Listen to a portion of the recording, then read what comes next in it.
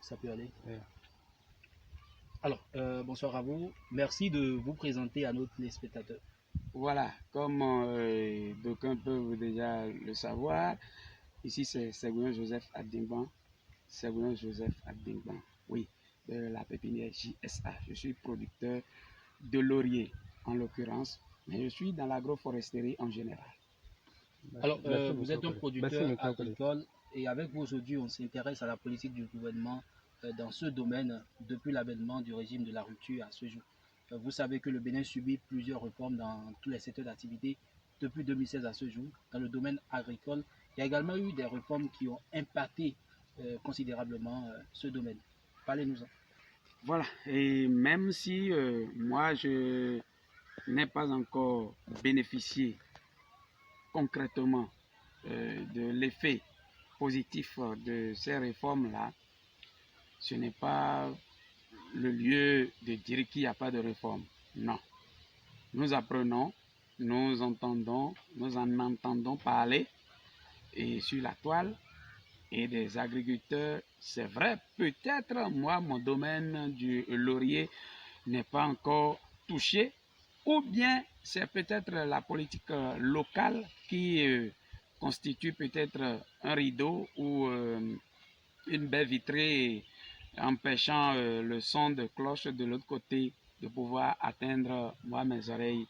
Voilà. Sinon que c'est alloué un président du genre, il faut avoir ce gouvernement-là, il faut avoir le courage de le féliciter et de l'encourager. Parce que si quelqu'un fait bien, il faut quand même avoir le courage et l'audace de le dire. C'est vrai, nous devons savoir que le parfait n'est pas de cette planète. Il va faire ce qui serait de son mieux. Il va faire ce qui serait de son mieux. Je crois bien que ce qui est humain de son côté, il est en train de le faire. Gérer deux hommes, gérer deux Béninois, et je me souviens du feu Kérékou qui disait, du feu Mathieu Kérékou, qui disait au feu Yadéman que lui, il est en train de gérer peut-être des moutons là-bas, mais ici, il est en train de gérer des lions. Il a résumé, il a dit beaucoup de choses dans cette phrase-là. Et c'est sur cette base-là que je loue le courage et l'audace de l'actuel président de la République, M. Athanase Guillaume Patrice Talon, pour ce qu'il fait. Et pour mon domaine, un jour vient et ce qui est sûr, moi je n'ai pas perdu courage. J'ai toujours mon visage clean pour le recevoir un de ces jours. Je sais qu'il est capable de le faire officiellement ou officieusement. Alors, le gouvernement fait quand même des efforts dans le domaine agricole, mais est-ce que l'impact est réellement visible? Oui, l'impact n'est pas encore visible de mon côté, mais à voir un peu vers l'horizon, nous en entendons parler. Mais notre problème au Bénin ici, je veux d'abord toucher la couche juvénile. Il y a un désintéressement farouche, il y a un écart, il y a, je peux dire, un refus de la jeunesse vis-à-vis de ce que nous pouvons appeler le domaine agricole. Parce que ce domaine n'est pas sans risque, comme tout autre domaine. C'est un domaine à haut risque parce que vous dépendez. Si vous êtes agriculteur, au prime abord, vous allez dépendre de la nature. C'est tout en innovant que vous allez essayer de pallier à ça et trouver des méthodes palliatives pour quand même être au pas, pour ne pas subir les grands désagréments de la vie. Il y a des tracteurs. Nous avons eu vent et l'État n'a pas caché cela. Mais je vous dis, ces tracteurs sont là et seront là peut-être comme des monuments. Parce que le tracteur ne s'utilise pas. Le tracteur est utilisé. Et si celui qui veut utiliser le tracteur n'en a pas la volonté, les tracteurs peuvent être plus sophistiqués que des armes nucléaires de la Russie, ces tracteurs-là seront des monuments. Et les autres outils, parce que agriculture, tenez-vous tranquille, ce n'est pas 1 plus 1 égale 2. Non, il faut toucher à la pâte, il faut toucher la réalité du bout des doigts. Et je vous dis et je vous le répète, la solution à tous nos problèmes, surtout, je vais déboucher sur la cherté de la vie qui est en vogue aujourd'hui. La solution à ces problèmes se retrouve au niveau de nos ordinateurs. Tout le monde a ça. Et si vous restez au bureau, on peut déjà faire des projections, on peut faire des imaginations, on peut faire des calculs, on peut faire des graduations pour dire si on fait ci, si on fait ça, ça va déboucher sur tel chemin et devenir ceci et finalement on aura la solution. Si éventuellement, tel que ça se projette, tel que ça se dit, tel que ça s'imagine, tel que ça s'écrit, tel que ça se dessine sur papier ou à l'écran, oui, à l'aide du clavier, si c'est de cette façon que ça se réalisait, je vous dis et je vous réaffirme qu'on n'aurait pas de problème, ce problème de cherté de la vie là, on n'en aurait pas. Mais, hélas, on va toujours en avoir. Et ça fait, en griffe, ça fait un peu honte si dans un pays où le climat n'est pas aussi voyou que ça, parce que rien de criard ne se passe pour qu'on se dise mais que durant toute une année, on n'a pas assisté à de la pluie. Non. Des bras valides, une couche juvénile bien en forme, bien dodue comme moi, comme ma corpulence là, on se dit qu'on a faim.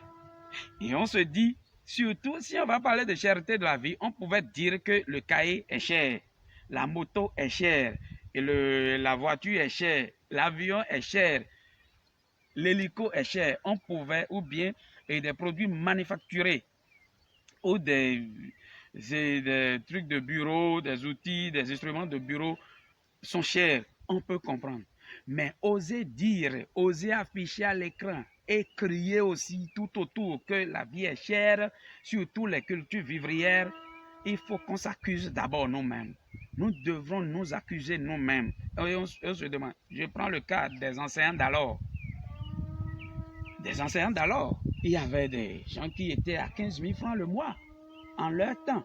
Mais avec ces 15 000 francs, ils ont su gérer. Eh bien, je m'étais demandé un jour, mais par quelle magie ceux-là ont vécu avec 15 000 francs pour instruire les enfants, nourrir et toute la famille et encore avoir un peu de réserve?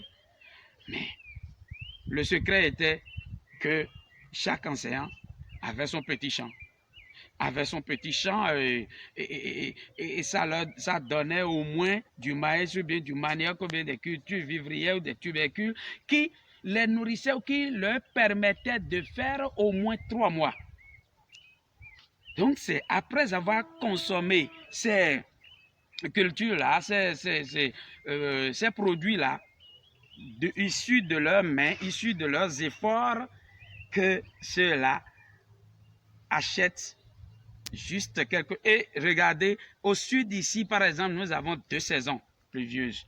Et on peut faire, si on est habile, on est agile dans nos actes, on peut faire 3 ou 4 cultures. On peut faire du maïs, on peut faire du niébé, on peut faire du manioc, le manioc est là, on peut faire de la patate douce et faire ce mélange, on peut faire aussi de l'arachide. Si on est habile, si on a vraiment de la volonté. Du moment où la recherche du gain facile après le déçu, vous m'excusez beaucoup, tout le monde veut briller, tout le monde veut scintiller, tout le monde veut avoir et tout le monde veut être. Mais aujourd'hui, avec l'urbanisation, est-ce que la disponibilité des terres n'est pas aussi un problème? C'est la paresse. Vous savez, c'est le paresseux qui cherche 255 hectares de terre avant de commencer par cultiver. Si au moins là, jusqu'à l'heure où nous sommes en train de parler, chaque Béninois a au moins, même si c'est au bord de la voie, même si c'est dans son jardin, il y aura quand même un jardin de cases pour avoir quand même ne serait-ce que 3 kilos ou 4 kilos de maïs qu'il va trouver pour son propre compte. Et c'est après avoir épuisé ça qu'il pourra aller au marché. Et vous allez voir, en tant que gestionnaire, ça va quand même jouer sur le prix du maïs au marché. Parce qu'au moins, Wahaba, quelques kilos à la maison, Joseph en a, ainsi de suite, et mon cameraman aussi en a, mon frère François aussi en a, ainsi de suite. Chacun a quand même quelque chose à la maison. C'est après avoir épuisé ça qu'on peut aller au marché. Donc, notre problème est ailleurs. Il y a une manière, il y a une différence, je vais dire, entre je ne veux pas faire et je n'ai pas trouvé à faire. Je ne veux pas faire est différent de je n'ai pas trouvé à faire. Je donne quelques exemples, je vais citer des endroits. Regardez des deux côtés, après le pont de Porte-Novo, pour aller à Seme-Carrefour. Ok? Nous avons des bas-fonds de part et d'autre. Écoutez-moi très bien. C'est une zone propice. C'est une zone propice à la riziculture, par exemple. C'est juste un exemple que j'ai donné. Le riz qu'il faut pour nourrir, même si c'est l'OME Plateau qui va gérer ça là, le riz là est là. Mais il faut des gens pour toucher à ça. Même si le pouvoir central décide de faire quelque chose, à moins qu'il soit un gendarme, policier, militaire, paramilitaire et être terrible derrière avant qu'on ne travaille, avant qu'on ne fasse sortir la richesse qu'il y a là. C'est pour ce côté-là, pour ce qui est proche de moi. Tout le monde crie, tout le monde a l'habitude de crier et c'est devenu un français commun à tout le monde. Nous parlons de la vallée de l'Ouémé. Tout le monde crie vallée de l'Ouémé, notre vallée, c'est la deuxième vallée la plus riche au monde après la vallée du Nil. C'est vrai. C'est facile de le dire, c'est facile de... Mais est-ce qu'on est à même, malgré tout ce qu'il y a eu comme projet, pour gérer cette vallée, pour faire sortir le potentiel de cette vallée-là, est-ce qu'on a réussi à puiser, à ramener à la surface la richesse que Dieu a mise au niveau de cette vallée? Non. Parce que quoi? On veut faire l'agriculture sur papier. Et non, alors que l'agriculture se fait à la roue et sur la terre. Ça ne se fait pas au stylo sur papier. Si c'est sur stylo, sur papier, si c'est à l'aide du stylo sur papier, ça va donner 100%. Mais sur la terre, c'est autre chose que ça donne. Alors, pour finir, vous êtes ici dans la commune d'Adiara, vous y êtes installé depuis des années et vous travaillez sans aucun financement. Depuis ce temps. Qu'est-ce qu'un financement, que ce soit de l'État central ou d'un projet, peut vous apporter de plus? Parce que sans financement, vous avez fait quand même de votre centre un label de production du laurier dans le département de l'Ouémé. Un financement, qu'est-ce que ça peut vous apporter? Celui qui a appris à gérer 10 000 lui appartenant en propre, si on lui remet 100 000, ça va booster son activité. Un financement aujourd'hui, ce serait un soulagement. Et ce soulagement-là, remettez-moi, osez me remettre quelque chose et revenez me voir 1 an, 2 ans, un quinquennat après pour voir si sur le plan international, les gens ne vont pas crier le nom du Bénin en matière du laurier. Pour le peu, on est en train de faire ce qu'on peut, ce qu'on voit, ce qu'on a sous la main. On essaie parce que c'est plus qu'une passion pour nous. Nous ne sommes pas dans le laurier seul, mais le laurier constitue notre matière principale. Vous allez voir derrière moi et partout, il y a un peu de tout, mais tout tourne autour du laurier chez nous. Est-ce que la dernière question, est-ce que vous êtes ouvert à des partenariats, à des collaborations sur des projets donnés? Oui, il suffit qu'ils viennent. Il suffit qu'ils viennent. Et quand on les jauge, on jauge ces projets, on voit qu'ils sont là pour travailler réellement Parce qu'aujourd'hui, il y a tablette un peu partout. Des jeunes béninois viennent filmer vos champs pour aller monter des projets. Essayez de mettre ça là à la page. Pour monter des projets. Et après, ils vont dire que vous êtes leur ouvrier. Peut-être s'ils sont surpris, ils sont prêts à dire que vous êtes leur ouvrier. Si c'est des gens qui sont crédibles et on les voit de vraiment crédibles, les bras sont là, hein, ouverts, et pour les accueillir avec plaisir, voyez-vous. C'est ça. D'accord. Merci. Je vous en prie.